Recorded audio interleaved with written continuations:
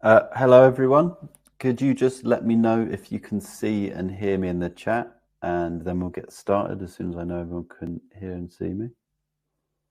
So, hello, Stephen. You doing all right today? I think we've got two Stevens. Oh no, one Stephen in the chat. Yeah, if everyone just let me know if you can hear and see me. Let's see. Mel can hear me.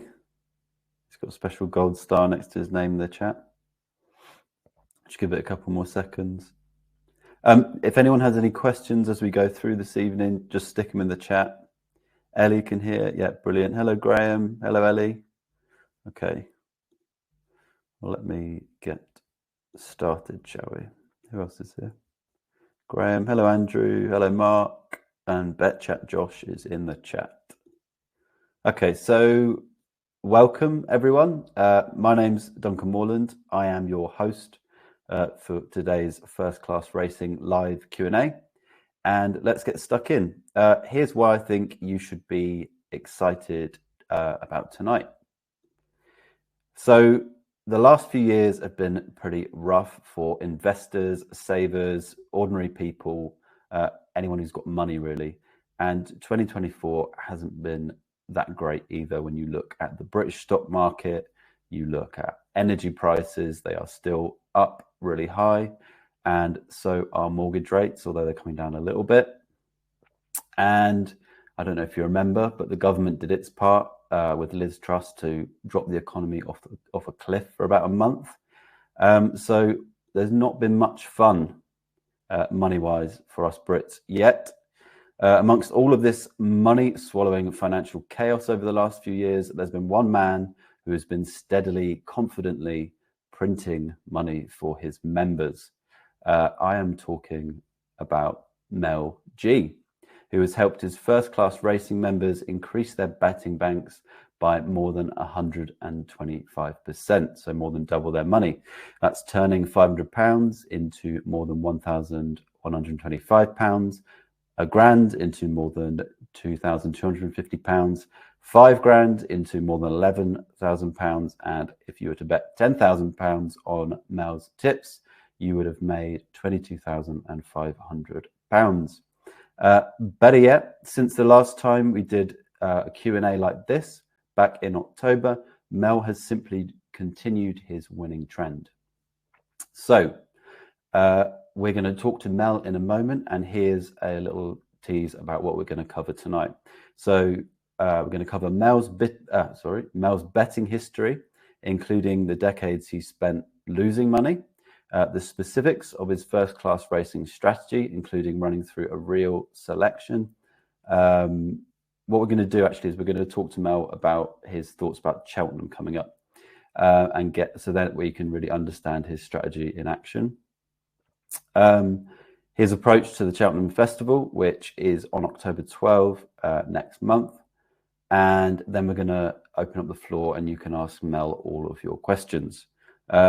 Plus, we'll also give you the chance to join Mel and his happy members in the first-class racing community. And as we'll talk about, first-class racing is quite different to other horse racing services you might have tried in the past. But before I bring on Mel, I'm going to say something he's far too polite to say, which is, we told you so. When we launched First Class Racing in July of 2021, we used this headline: why are all these horse racing tipsters saying they'll lose you money? And we listed loads of tipsters who were recommending 100 point, 200 point, even 1,000 point starting banks. And that's basically them saying to you, hey, we have absolutely no confidence in our selections, so you're going to need a really big starting bank to absorb our really long losing streaks. So what Mel did is he promised an alternative, a profitable approach to betting that has a low frequency of bets with 1 or 2 per week, a high win strike rate, so there's no crazy losing streaks. And thanks to that high strike rate, Mel's approach only needs a small point bank of just 20 points. And guess what? As I said, Mel delivered exactly what he promised. Since launching, Mel's First Class Racing has averaged about 1 bet per week, achieved a seriously impressive win strike rate of 45%, double what most horse racing tipsters can do. and never had a drawdown bigger than 8 points, keeping that 20-point bank nice and safe. And his Cheltenham results have been pretty good too. In the last 2 years, he tipped 13 bets, of which 7 won and 6 lost, for a strike rate of 54%. And one of those losers was miles clear when falling at the final fence. So it was nearly a winner too.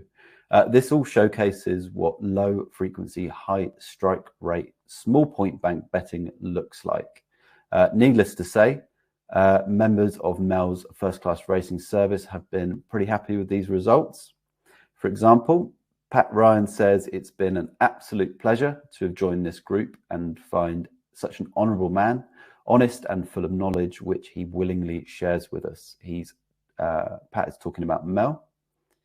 Hammond says, I really appreciate the selections and the write-ups and the post-race analysis. And most importantly, I really appreciate you, Mel.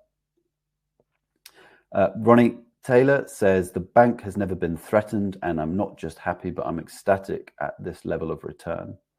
I'll share some more member feedback later on. Right now, though, it's time to talk to Mel.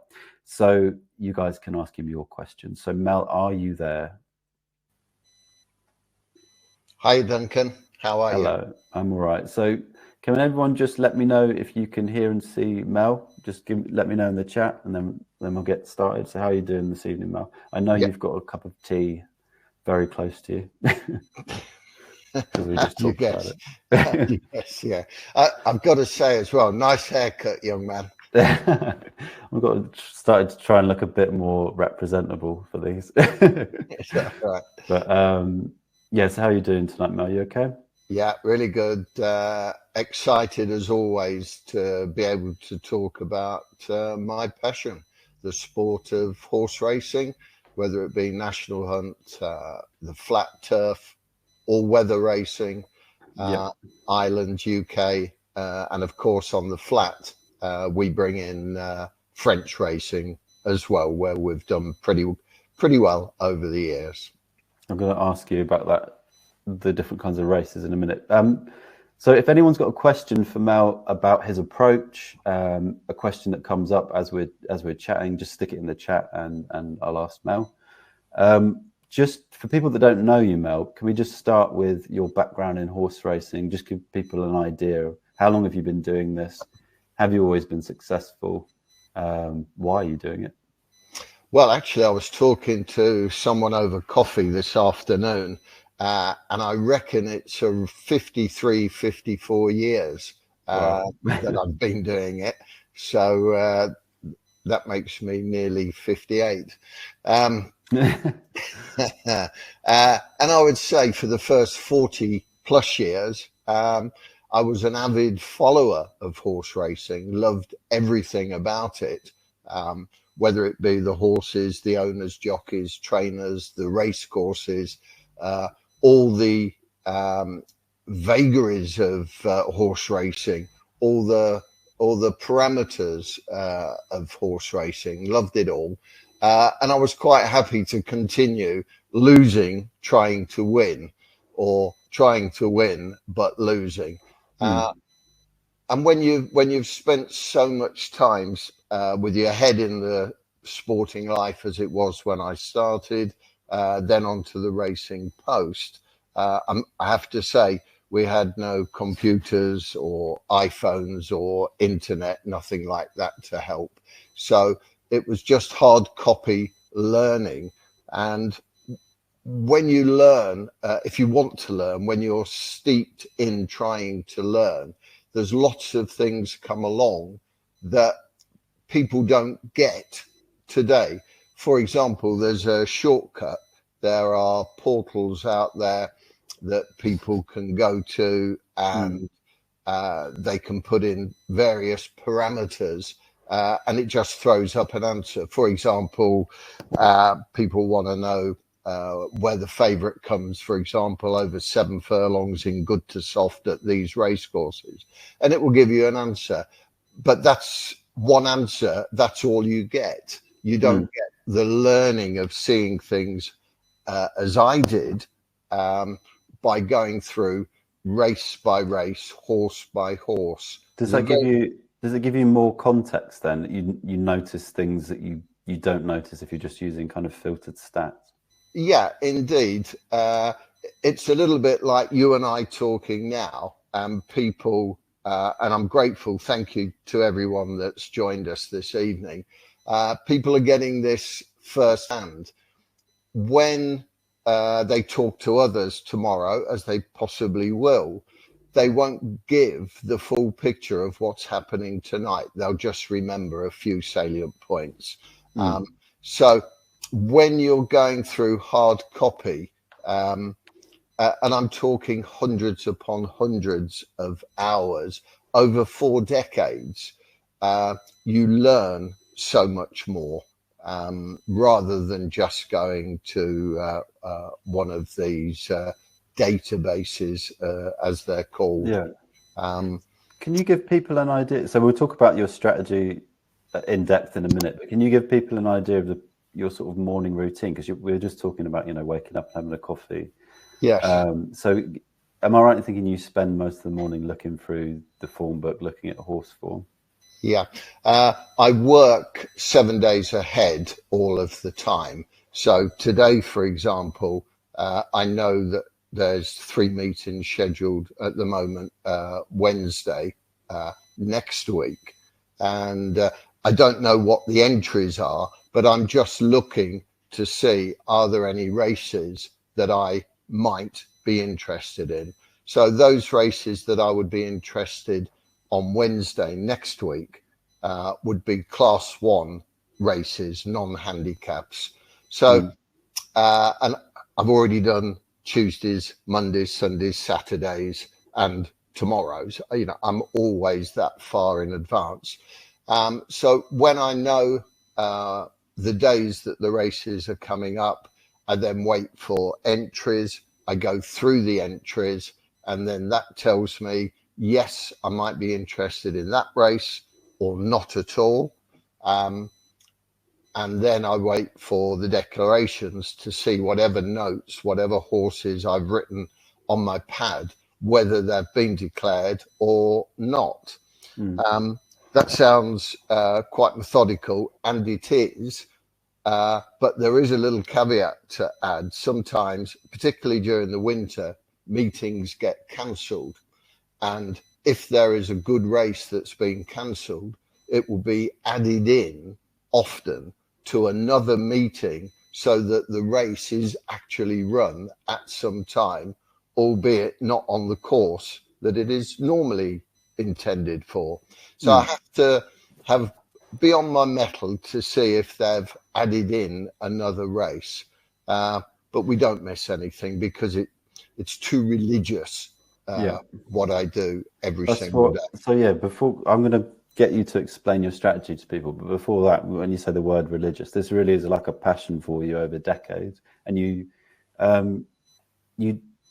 own horses, or you have a stake in horses as well, and this is what is this is just your life passion kind of thing? Horse racing, betting on horses is the betting on horses isn't a passion, and I would say that most people that come into horse racing, they're led by betting, wanting to have a bet, hoping to go home with more money. When I started, which was 1970, I didn't have money to bet with. So it was very easy for me not to bet. So everything that I did was on paper. And the reason I've lasted into my 5th decade is because my passion is not based upon betting. My passion is based upon all things horse racing.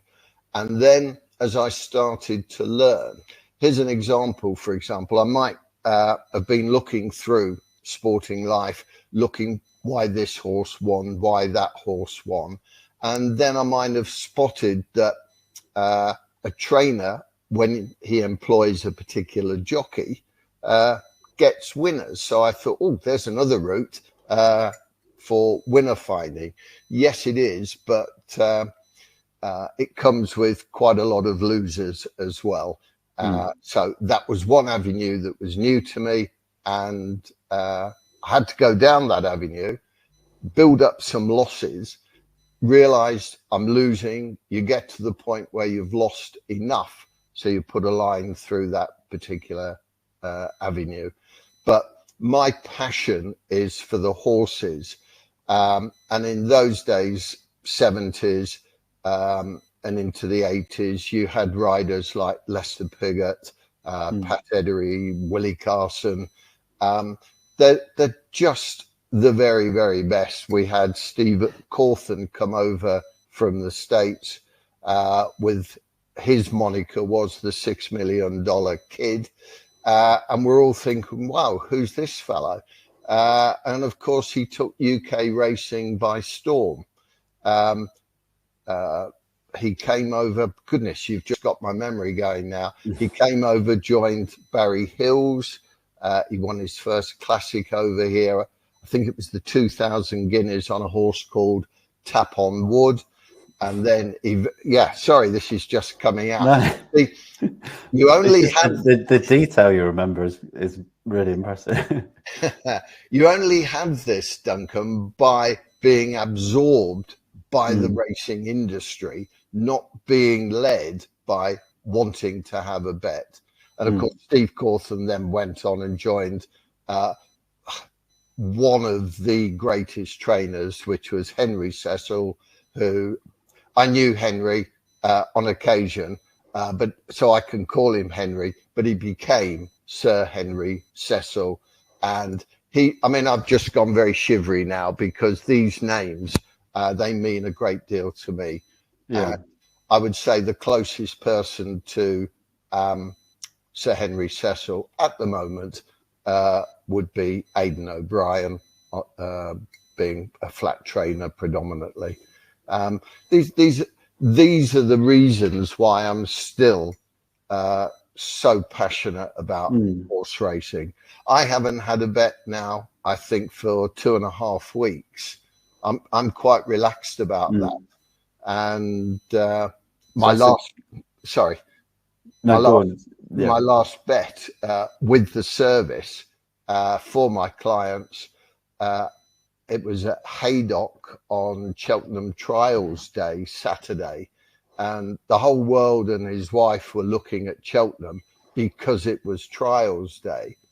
But myself and my clients, we were at Haydock and we watched our horse pulling a tractor to first place. It won so easily. And so that's it. That's a good transition into talking about your strategy, because for some people, when they hear you say, oh, you're a professional bettor, you've been doing this for years, and you haven't had a bet for this specific approach for 2.5 weeks, why not? Most people want to bet every day, so what is your strategy for first class racing, and why is it so different to a lot of horse racing stuff? Okay, firstly, the easiest bit of betting is having a bet. That's really easy. Now, today, for example, at Thurles, as it's called in Ireland, I'd had this horse on my pad for over 1 week. It's a horse called Harmonia Maker. And by all accounts, it was set there to win today. A very good piece of placing, if I might add, by the trainer. Now, back in the day, that would have been one horse that I would have bet my money on, but not the type of horse that I would bet my money on today. And I don't lead my clients to bet on it either. So I made it quite clear in a post yesterday to my clients. There's a couple of horses around, but I'm going to stand aside and I'm not going to lead us into a bet. And for example, today's horse, it was made favourite, but it finished third. And I fully expected that it could lose, and it did. It wasn't a strong bet. There are strong bets like the one I mentioned at Haydock 2.5, 3 weeks ago. They're the horses that I wait for. It means strict discipline, patience. You need a betting bank. All my clients have their betting bank tucked away nicely, and we're betting with profits. That's how it should be. And we don't waste money on bets on horses like today. I know what I'm looking for, and I guide my clients, not literally by the hand, but I guide them. Don't make the mistakes that I once did. It's really what I say to them. So just to zoom, so we've got a few questions in the chat, and I'll ask all of those questions to Mel in a moment. But just to zoom out slightly with the strategy, you're looking. It's called first class racing for a reason. Yeah, you're betting on favourites, and you're looking for sort of the perfect situation. Is that right? And that's why it's kind of you're instilling discipline as well. So somebody who's never done this approach before, can you give them like a few line kind of? They're not all favourites, but they mostly are favourites, sometimes second favourites. One analogy I give, you and I, Duncan, if we were racing in the morning, but I made you carry a couple of bags of cement under each arm and tied them on so you couldn't drop them, the chances of me beating you in a 50-metre race is I'm going to beat you all day long, I promise you. And basically, I'm looking for those types of races where I can see, under normal circumstances, that horse ought to win. Now, we don't get it right all of the time. Obviously, this is horse racing. It's not an exact science, but we get it right enough times at a price that is value to us, that we make a profit from our betting.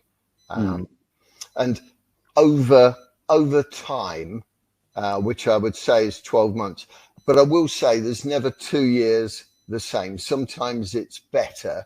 But if anyone asks me for figures, I would say our strike rate is around, on average, 52-53% strike rate at an average price of around 6-4, 13-8. That's enough to make money, and that's what we do. But it's an investment, you know. Not any investment is just up, up, and up. You have to have setbacks. You're studying horse form. You're as we talked about, you're pouring through horse form on a daily basis, and I'm going to ask you a few questions from the chat, but then I'd also like to come back after that and talk about discipline, because I think that's one of the big things in the first class racing community is you get a lot of people come in and it's a bit of a shock to the system after betting like multiple times each day or whatever. Yes. So it's sort of learning the discipline of only betting when you're kind of for sure. Most clients are grateful to be not, I don't want to say educated, because that's too much, but most clients are grateful to be shown a better way. And the result, sorry to cut you off there, Duncan, but that they're grateful to be shown a better way, which puts money in their pocket. Yeah. And when you see your first class racing bank go up, it kind of is proof in the pudding, isn't it? So we've got a question from Henok. He's asked, what are your drawdowns and what is your recommended bank?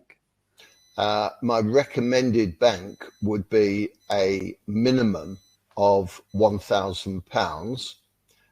We work with a 20-point bank, so 20s into £1,000. Your bet each time would be £50. We do not, I do not advise bets 2 points on this, 3 points on that, maximum 5 points on that.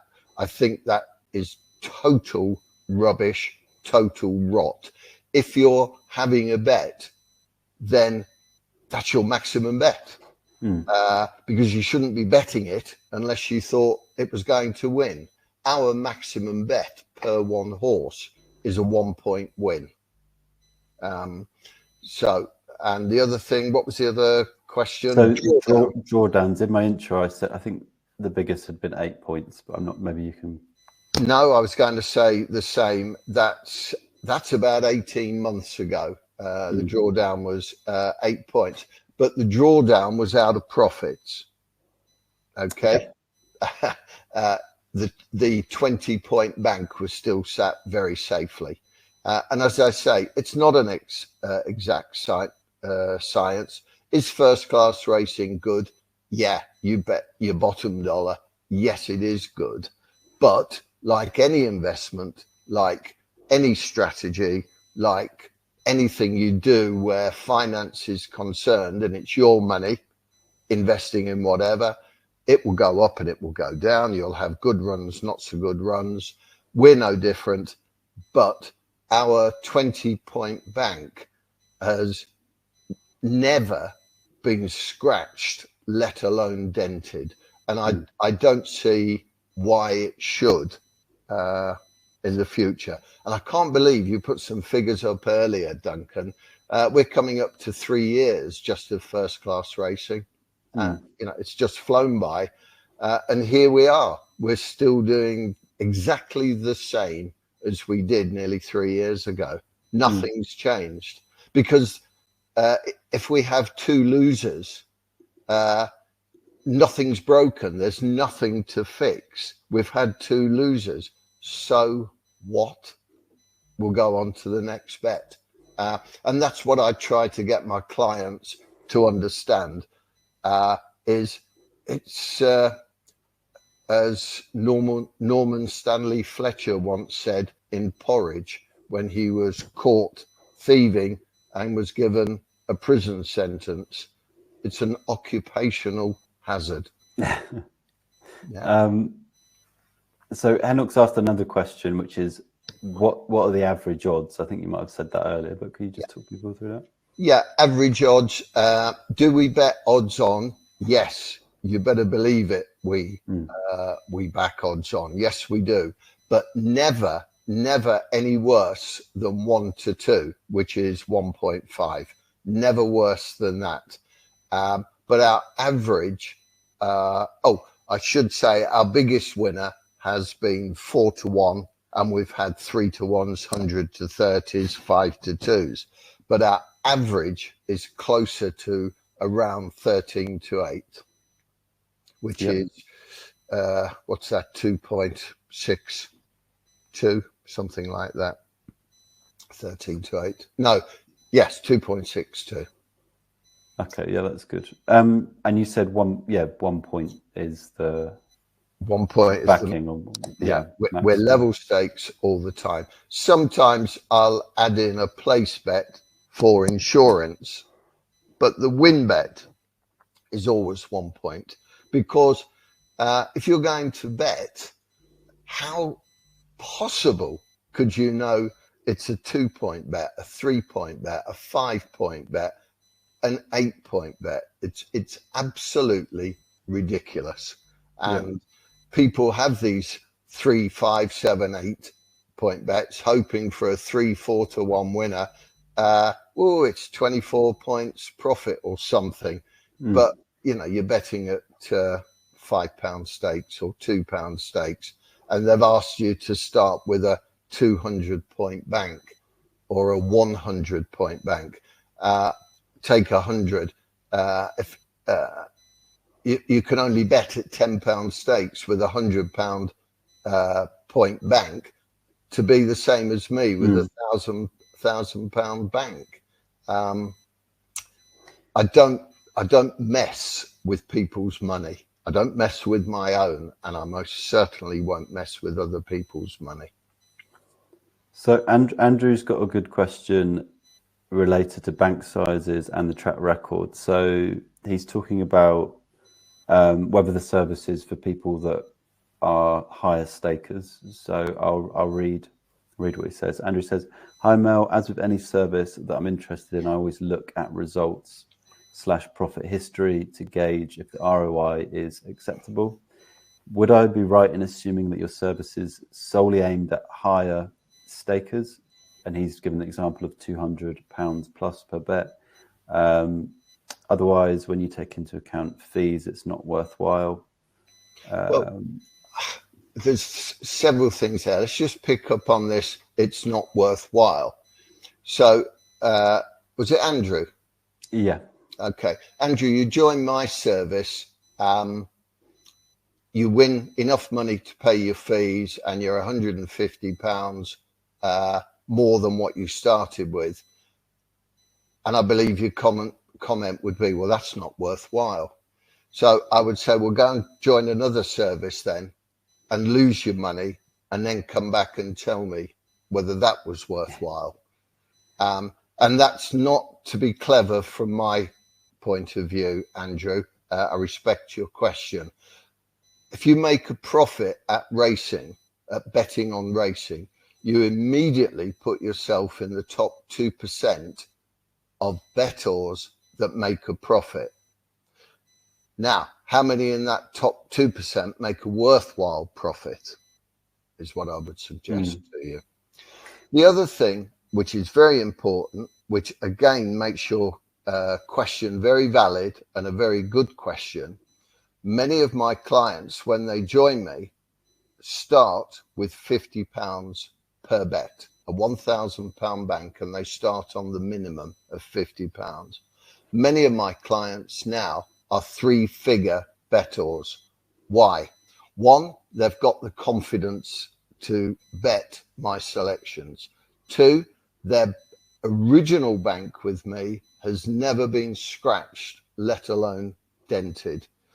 They've still got their original bank and they're confident enough to invest any winnings from that original bank now into a slightly bigger bank and bet accordingly. And that comes with confidence.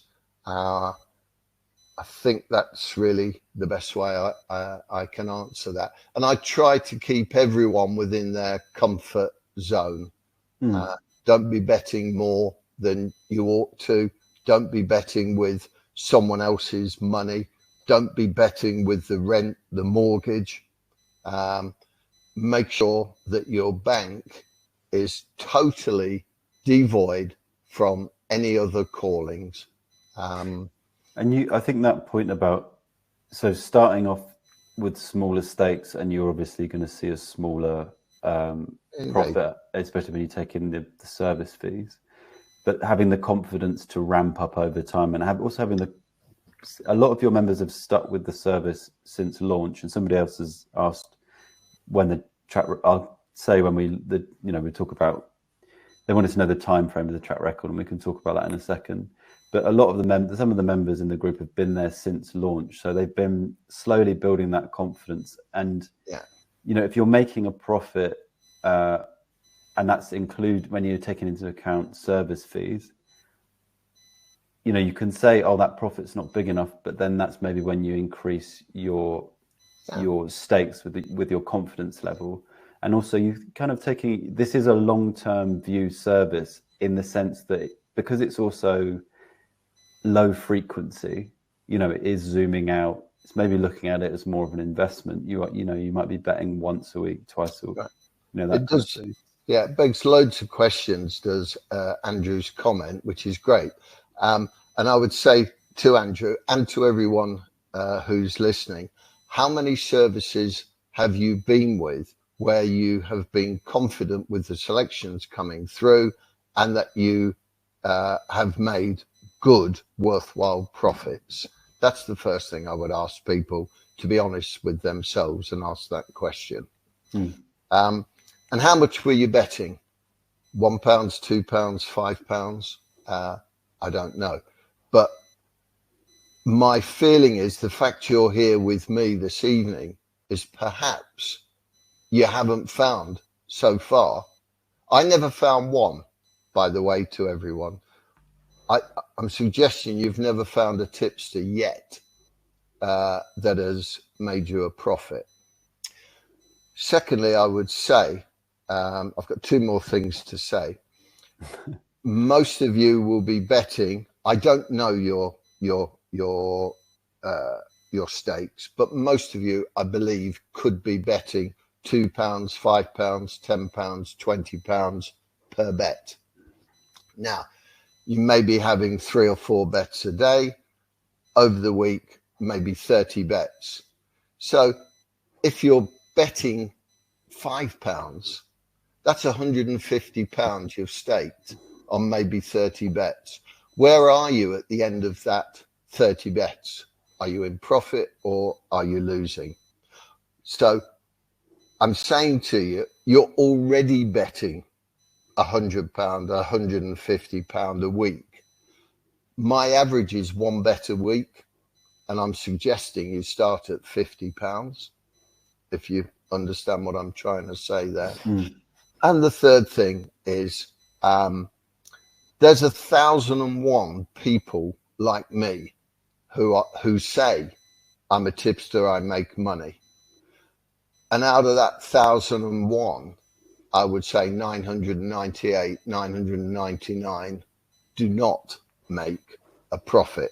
All they're after is your subscription fee. You lose, you don't see them again. Their service suddenly disappears. I went public with my information in 2012. We're now 2024, so I'm into my 13th year of not doing webinars, but having my face out there, my name out there, and people following me because they've made money. And I stopped COVID. When COVID came, I stopped and I told all of my clients, cancel your subscription. I don't want your money because I don't know when racing is going to restart. I don't need someone's money falsely taken. I shall, after this evening, after this webinar, I shall go to bed at some time tonight and I will sleep solid, sound. I have no reason to think of things in my head that would keep me awake. I keep it honest, everything transparent, and that's it. Yeah, I think that's a good summary. And I guess it is as we talked about, it's a different service. It takes a different attitude in terms of discipline and maybe looking at the longer view. And that is something that the community helps with people. You know, it's an adjustment for people. Some people run it alongside other services that are higher frequency. So Terry's asked about the price for the service. I'll talk through the options after the Q&A. There's an annual and a quarterly kind of option.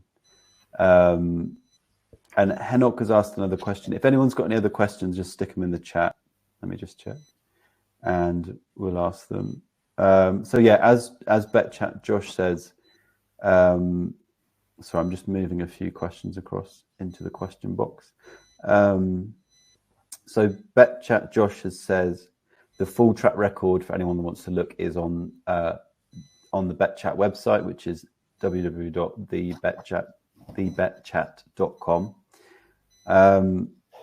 So Henok's asking about percentage. So the percentage return of the track record that I quoted at the beginning is from the start of the service, which I think was July 2021. Does that sound right to you, Mel? It does sound right, yes. But you can look at it bet by bet on the spreadsheet, which is on thebetchat.com. He's also asked if people are placing large bets on the horses you're tipping, does that affect odds availability? He says, I can imagine the odds plummeting after you tip. No, it's not as obvious as odds plummeting. Beg your pardon. It's not that obvious. We've got Cheltenham coming up. 4 weeks later, we've got Aintree coming up. And I think 3 weeks after that, we have Punchestown.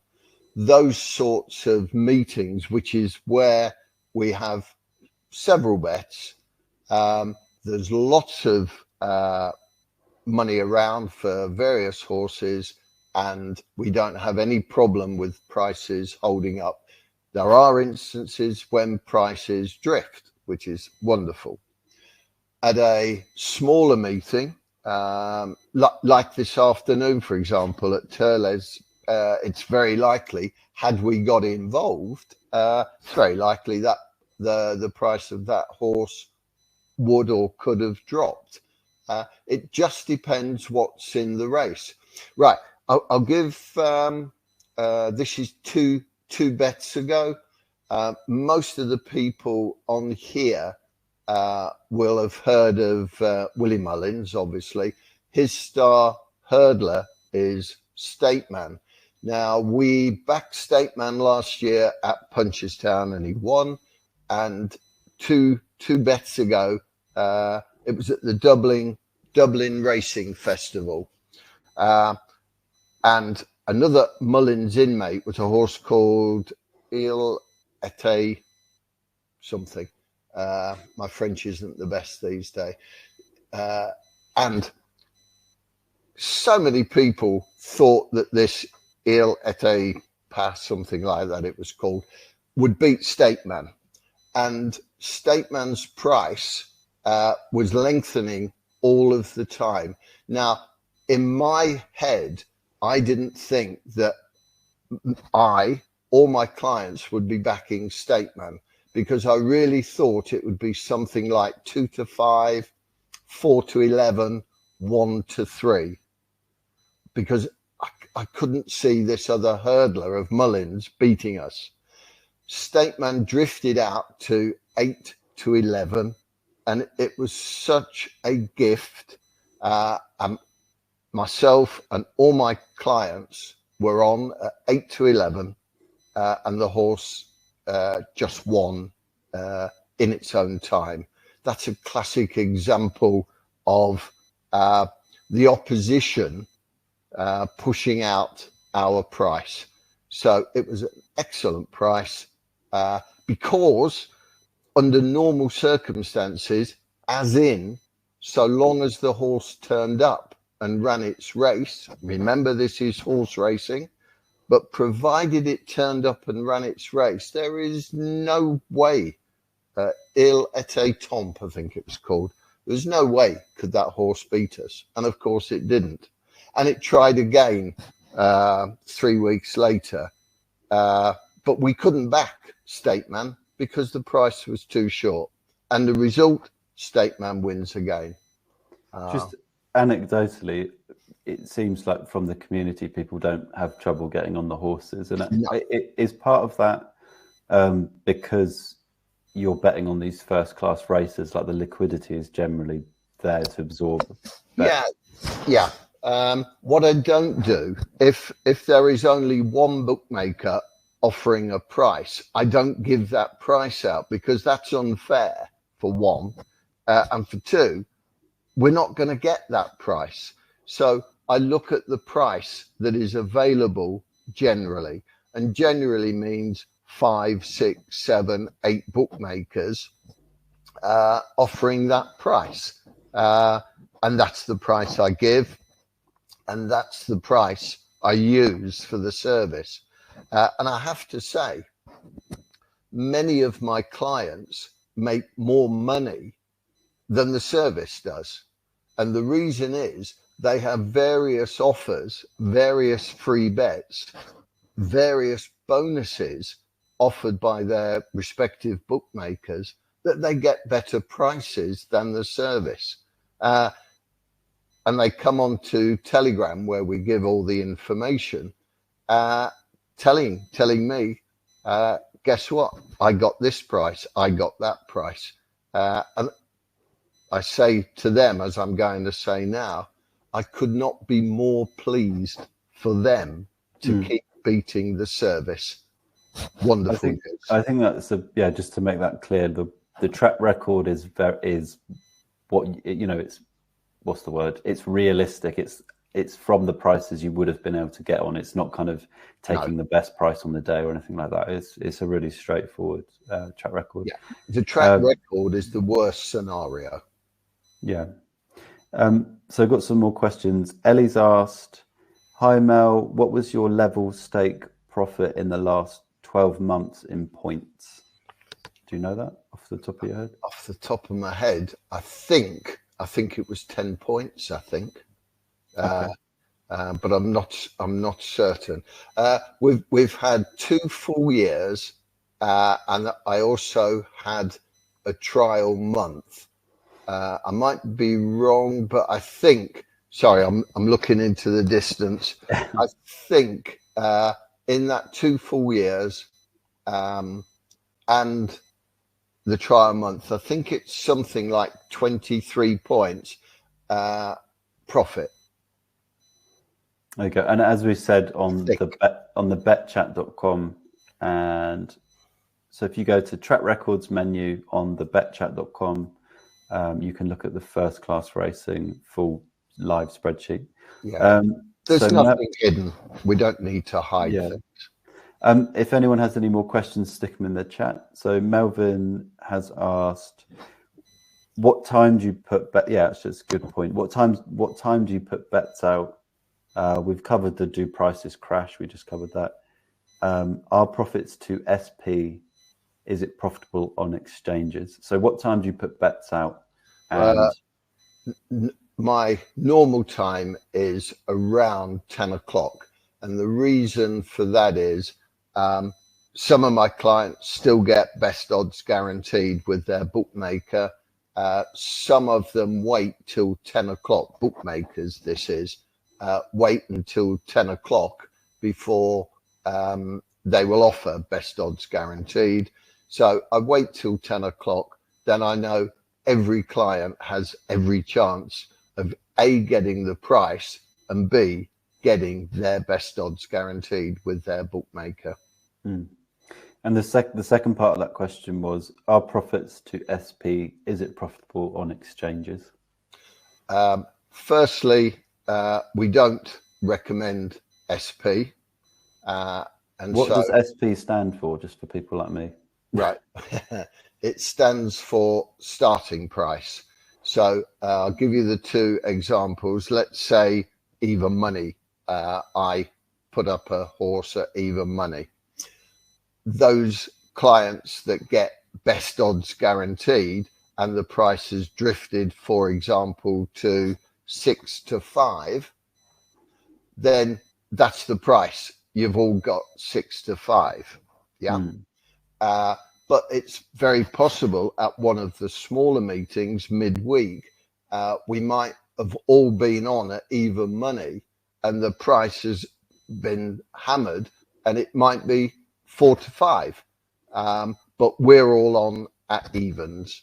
So I don't want the work, the time or the trouble to work it out at SP, because no one in their right mind today bets at SP. Not when best odds guaranteed is available for most people, not all, but for most, and take a price. And at Betfair, I'm suggesting the question is Betfair SP, same scenario. No, I do not recommend Betfair SP. And again, I do not recommend Betfair ahead of traditional bookmakers. But I have some clients, because we've all been gubbed is the word. You can get 2-3 ticks often better on Betfair at time of day. And then in that case, I recommend everyone switch their Betfair account to the 2% commission. Just some clarification. So I think Josh is stuck in the chat. That question from Ellie, what was your level stake profit in the last 12 months in points? Oh, good. Josh has said he thinks it's about 25 to 26. 20, okay. I heard to 23, so I'm quite happy. Josh corrects me, 25 to 26. And then, so I'm going to ask you Kim's question, and then I'd like to talk about the Cheltenham Festival, which is coming up. Kim's question is, hi Mel, I am basically a layer rather than a better. Although your different way of working has captured my interest, do you also offer lay tips too? So I think this is a good opportunity to talk about you're currently running two different services. I am. Second class racing and first class racing. First class racing is what we're talking about today. It's about betting, low frequency, high conviction.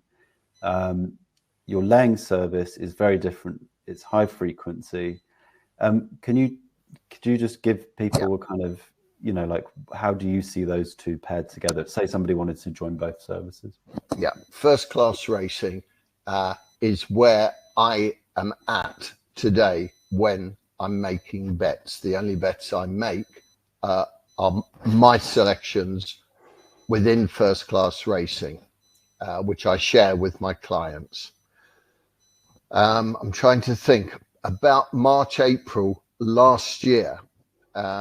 No, just before I tell you, we've already spoken about how clients come to first class racing and suddenly one bet a week, I'm bored.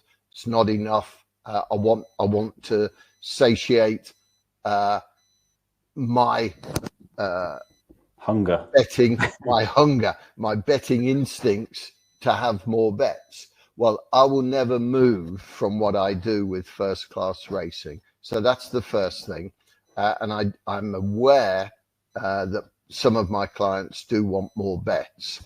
Now, March, April last year, in a moment of boredom, I did what I call what would happen if, messing around on Betfair, if I laid these particular horses. And I do remember I laid 8 horses on Betfair just at £10 stakes to a maximum liability of £50, so 6.0. And I left it, set and forgot about it. I even forgot about it till next day.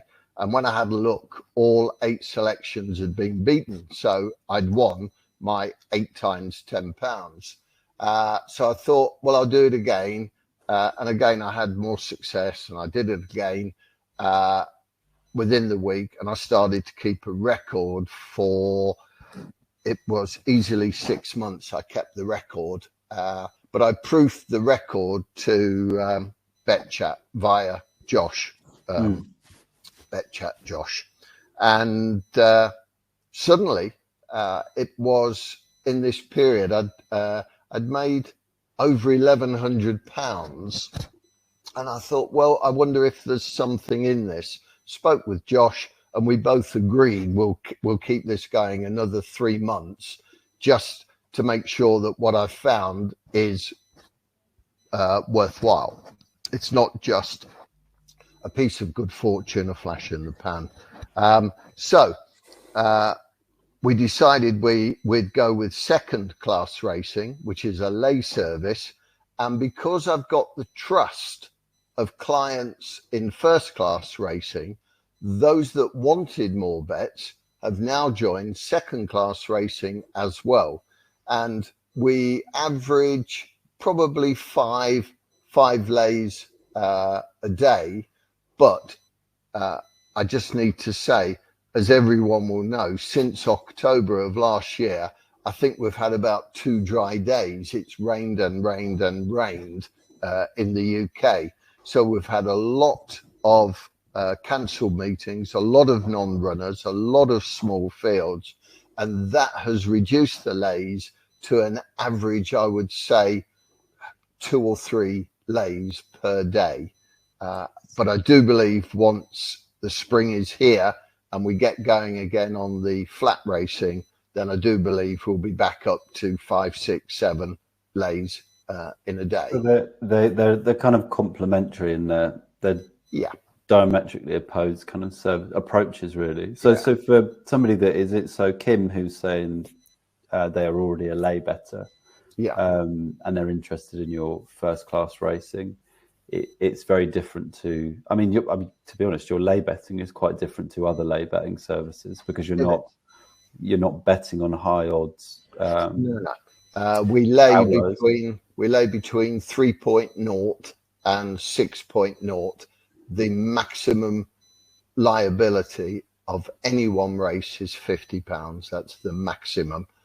And I have to say again, with the lays, we started September last year, and those that started with me in September last year have their original bank tucked away. They're still playing with profits. So I don't want to turn this into a second-class racing webinar. No, if anybody's interested in more detail of the service, you can check out on thebetchat.com or email clients at thebetchat.com and we can send you information on it. Henok has asked about the track record. I'm going to get you to talk about Cheltenham just for a few minutes. But Henok said, according to your spreadsheet, you made a loss of 1.6 points from January 2023 to January 2024. I think he must be reading the spreadsheet wrong because you were profitable over the last year, as we've talked about. So, Henok, maybe just double check it's the right spreadsheet for the right service. And again, if you have any queries, you can email clients at thebetchat.com. But it looks like you're reading that wrong. So, Cheltenham. March 13th, is that right? Nope. March 12th. Okay. Well, all my bets would have been a day late, so I'm afraid I would have been a loser. Can you do you approach it like any other betting week? Are you thinking about it now, or will you just sort of sit down and look at it when it comes? I approach it exactly as I would have approached Fairlist today, for example. We only bet the best horses in the best races and usually at the best meetings. Occasionally, one or two of these really good horses show up at lesser meetings, and we know, we can see them. As I said, I work 1 week ahead, and if they're being entered, I'll spot them. But no, Cheltenham, am I working on it now? Yes. Am I putting a lot of time into it? No. And the reason is quite simple. We've just had the last week, I think it was, the second declaration stage since the original entries. There's another declaration stage to come, which will be the final one. For example, we kick off Cheltenham 130 as always with the Supreme Novices Hurdle. That's going to be a terrific race, but we've got entries in there that are multiple entries. They're in this race, they're in the Bearing Novices Hurdle as well, which is a very different race. So I'm not going to waste too much of my time on some horse that may not run. When I first looked at this race, which would be 2 weeks ago, or maybe 3 weeks ago, when the first entries were all in, there was something like, I think 58 entries. That's a lot of horses to go through. But I do my cursory glance, if you like, and I make notes, I make mental notes. After the first declarations stage up to today, that race, there's still 31 entries, and the next stage also allows for supplementary entries. So how foolish would I be if I picked a horse out now for that 130, for example, and then there's another horse that's improving, coming along, and then is entered into that race in another week's time. It might be better than the one that I thought was going to win it. So we're not in any rush. I will know 2 days, 48-hour declarations. I will know 2 days before the Tuesday. So the Sunday will be a heavy day for me. After I've been to church, I'll add, will be a heavy day for me working on Tuesday. Monday, I'll be working more so on the Wednesday. And then Tuesday after racing, I'll be working on the Thursday and so on, because the final declarations are in. My cursory glance through, I know there's going to be perhaps 4 bets already. So that's going to be a nice one a day. And I just hope to find those horses that the bookmakers haven't decided already are going to be champions for the future. For example, 2 Cheltenhams ago, we backed Constitution Hill. I think we got 3-1 Constitution Hill. He's 1-3 for the champion hurdle this year. We backed Edwardstone in the Arkle. Again, another 3-1 chance, same day, before they become, and I'm going to have to mention the next one, which was a horse that's favourite this year for the Gold Cup, having won the Gold Cup last year. But myself and my clients were on him 2 Cheltenhams ago, which was Galopin Des Champs, who went 10, 15, nearly 20 lengths clear with 1 fence to go.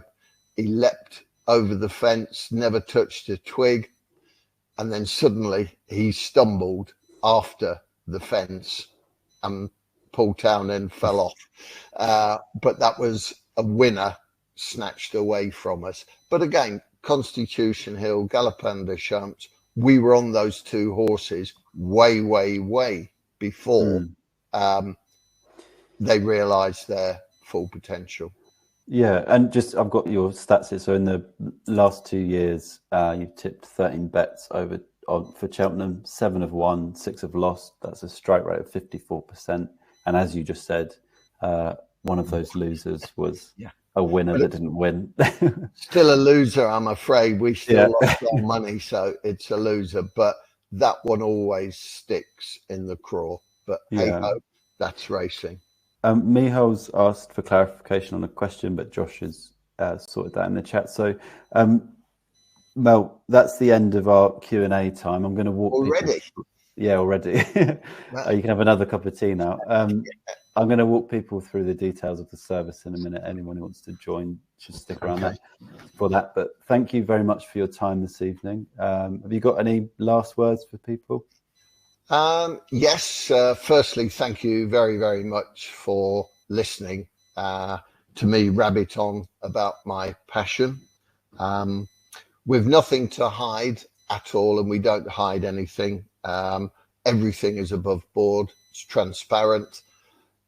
If you join with me and all my other clients, then I think learn to be patient. And wait for those good horses to come along. I think quite confidently we'll make money together. If you don't join me, then so be it. But could I just ask this? If you don't join me and you join another service, any service, if you find them to be exceptionally good, please get in touch, because I'd like to join them.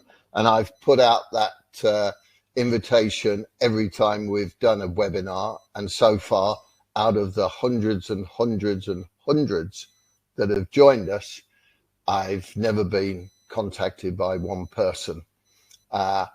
We are successful. We make money for our clients. We have fun doing it. It's very enjoyable. So if you don't join us, good luck in all you do. And thank you again for being here this evening. Thank you. Right. Thank you. Thank you for your time this evening, Mel. I'm going to say goodbye to you now if you disappear like magic. There we go. Right. So as I said, I'm going to talk people through some of the details of the service, then I can answer any questions about that. So thank you for everyone who asked questions during that Q&A. I hope it gave you an idea of what Mel's First Class Racing service is all about. If you're still watching, that might mean one thing, and that is you're interested in becoming a member of First Class Racing. So we've covered a lot of the details, and it's quite a straightforward service. So you may just want to go ahead and join Mel right away. So what I'm going to do is I'm going to activate, sound like a transformer, I'm going to activate the membership link, which will take you through to a secure order form page where you can read through the details of membership. There's information about discount on that page too. It should be below the webinar window or around the chat box. I'm going to walk you through what's in membership, so basically what's on that page. So in the next few minutes, I'm going to talk about what you get as a member of First Class Racing. We're going to go over the recommended starting bank sizes again, the price of admission, and also why there's a 25-person limit on new members today. So let's get stuck into that. So you get two main things with your First Class Racing membership. Number one is Mel's tips, and number two is access to the First Class Racing Telegram community. So let's have a look at Mel's tips, which, as a reminder, have increased his members' money. Sorry, I'm getting all tongue-tied there. So Mel's tips, as a reminder, over the last since launch on July 2021, have made members 125% return, so more than doubled your money. Mel's tips are delivered via both email and Telegram. And as his approach is low frequency, you can expect a tip once or twice per week on average. Sometimes you go longer without a tip. Sometimes they're more frequent. It depends what Mel finds. That said, just calling them tips or selections doesn't really cover what Mel does, because he really goes above and beyond in his write-ups for each of his bets, or even when he's not betting. So he explains exactly why he's recommending a bet on a particular horse, and perhaps more importantly, why and when he's sitting out. This is an aspect of the service, as we talked about, learning discipline, that Mel's members get a lot from, and it can even transform the way you approach betting. And as I say, make it more of an investment approach style thing. So as David Edmonds says, brilliant write-up, Mel. It's the educational side of your posts that makes us all betters in the long run. And David Hughes agrees, saying, what a write-up, Mel, and more discipline embedded in us all. So that's an important part of the service. Another huge benefit of Mel's approach is he's betting on horses where the prices generally hold. So we had a question about that in the Q&A. Member Chris Marlowe explains it well. He says, the good news is because we are backing in Class 1 races most of the time with more liquidity in the market, so the prices hold for longer, which also means, as we talked about, the track record is realistic for the average punter. It's money you could have made as part of the service. So in fact, David Edmonds says this is the most transparent service I've ever used. The published results spreadsheet is accurate and very closely mirrors what I've actually returned. So if you had that problem with other services, you won't get that here. So that's Mel's tips covered. In summary, here's what you can expect. Thoroughly well-researched tips once or twice a week on average from Mel via email and Telegram, alongside regular write-ups where Mel explains his reasoning for getting stuck into an event or sitting out, and realistic odds the average punter can actually get on, and an education in betting discipline, which will serve you well during your time with Mel and just about any other betting venture going forward. So next we have the First Class Racing Telegram community. This is a huge part of the First Class Racing service. As you've seen in the intro to this live Q&A and just a minute ago, I've been pulling quotes and screenshots from the community. That's because it's a place where you can celebrate winners together. Like when David let everyone know that Mel's bets had paid for his wife's birthday meal, saying what a great way to celebrate it, spending the bookies' money on a thoroughly good meal. And as we just talked about, the community is great for helping members manage the psychological aspect or aspects of betting, like discipline. Like when member Ronnie Taylor said, thanks for the early call, Mel. Discipline has been well and truly embedded following you. The community also gives you a level of access to Mel to ask questions or just engage in a bit of banter that you don't get with 100% email-based or website-based services. And as you've seen today, Mel is more than up for answering your questions directly. Any challenging questions, I think he tried to answer honestly too, which was really good. So next up, let's talk starting bank size. As we've covered, Mel recommends a 20-point starting bank. So to make this work, as Mel said, you would want to start out with about £1,000 for your starting bank. This makes 1 point stakes £50, 2 point stakes £100, and so on. Although I think Mel was saying that I think I've got some wrong information there. Mel was saying he only bets 1 point stakes. Maybe Josh can clarify that for me in the chat. So the low point betting bank of 20 points, the reason that's possible, as we discussed, is because of Mel's strike rate. When we're talking 40% or higher, that enables you to have a lower starting bank because you're not expecting a huge string of losers. So that £1,000 starting bank is the minimum Mel recommends. But as we talked about, as you stay with the service and as you grow in confidence, or if you just want to start out aiming for bigger profits and you're happy with the track record, you can ramp up the starting bank and ramp up your stakes, and the profits will obviously follow. So with that in mind, what is the price of membership? So you've got two options tonight.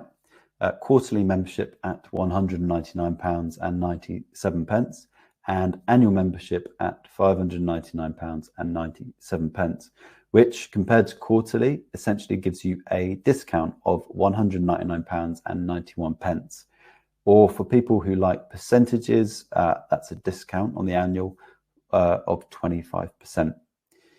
Whichever membership option you pick, I think Mel's track record more than proves you're making a sound investment, as we've talked about. And as member David Hughes says, he's almost paid for his subscription and we're not even finished with September.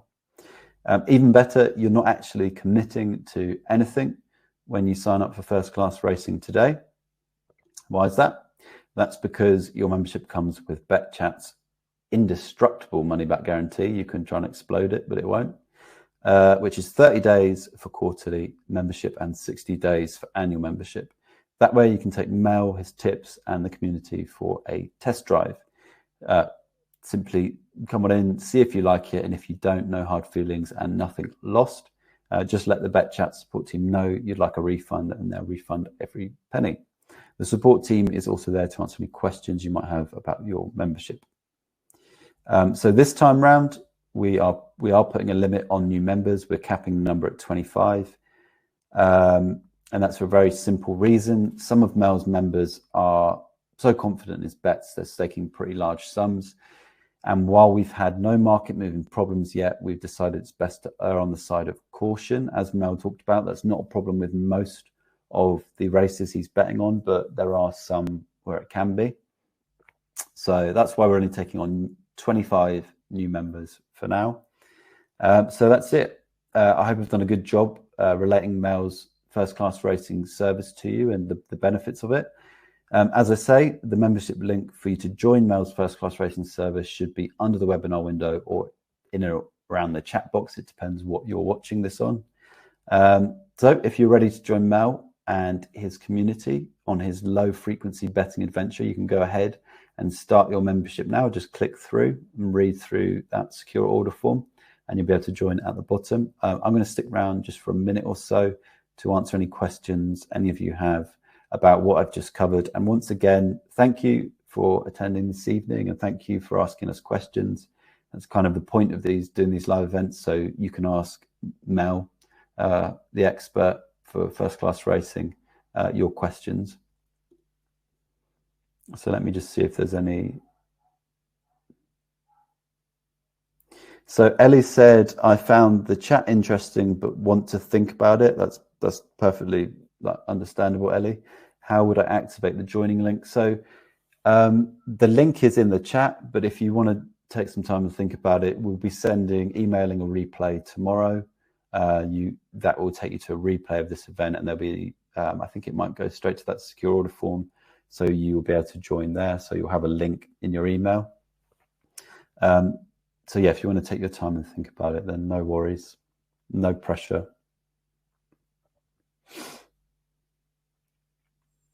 Yeah, there's a slight lag in the chat of about 10 seconds, I think. So if anyone has any questions about what I just covered, let me know. But if you want to have a look through the track record, as I say, you can find that on thebetchat.com. It's under the service track records tab, and you're looking for First Class Racing. And if you've got any questions that you think of, later on this evening, then you can email clients@thebetchat.com. Sean says, thanks. We'll look to join tomorrow. So that's great news, Sean. And if you do join, I don't know if you already use Telegram, but it's definitely worth downloading the Telegram app and joining the First Class Racing community when you join. Telegram, for anyone that doesn't know, is just a free chat app. It's like WhatsApp or Facebook Messenger. It's just a place where you can chat with other people, and you don't need to give them your phone number or anything like that. You can just, I don't know how many people are in there. Let me see. I think there's probably close to,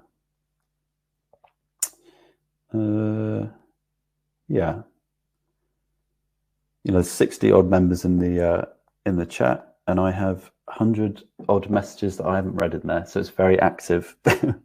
So that's partly where Mel posts his some of his updates, and you can chat to him in there. You can question him. You can, and there's a good fun in there.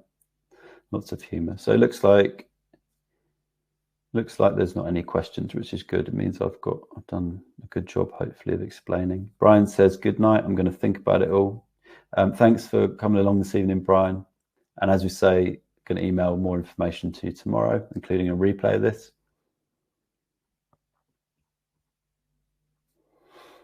Okay, so just a reminder, if you have any questions, you can email clients@thebetchat.com, and either our support team will answer them, or if it's a question specifically for Mel, we'll forward to him and he can respond.